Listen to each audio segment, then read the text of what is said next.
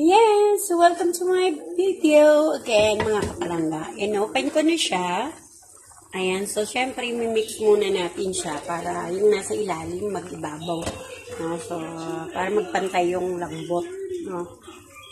Ayan. So, halo ko lang. Ang ating niluluto, mga kapalangga, ay caldereta pork.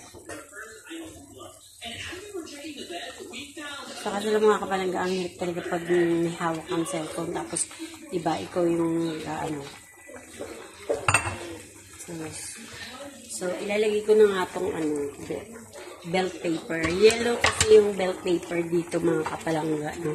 So, may yellow, may red, may green. So, iba-ibang kulay. May orange pang, so, iba-ibang kulay ng, dito, belt paper. Ganon. So, ganon, mga kapalangga. Kaiba ang kulay. So, tapos, ilalagay na natin yung ating mix caldereta. So, na-open ko naman na siya. So, ibubudbud na lang natin siya. So, yan. Ito, oh. So, Mamacita's caldereta. Natin.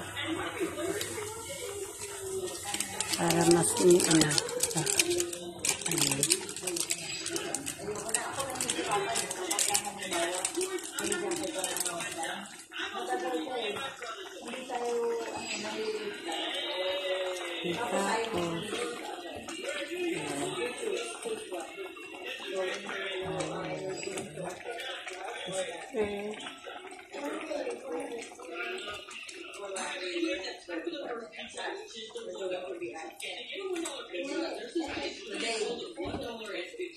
Medyo pa siya mga kapatid.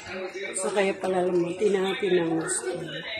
Kasi nga, hindi pa siya masyadong malambot.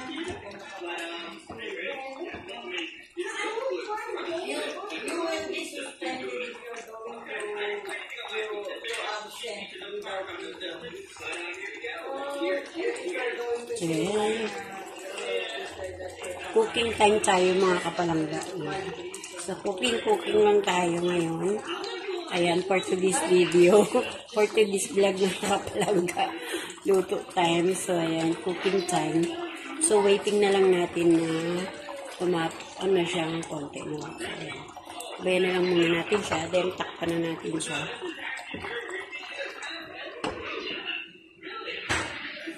Ayan, thank you for watching and God bless everyone. Takpan na lang muna natin siya para lumambot ng gusto ang ating pork caldereta.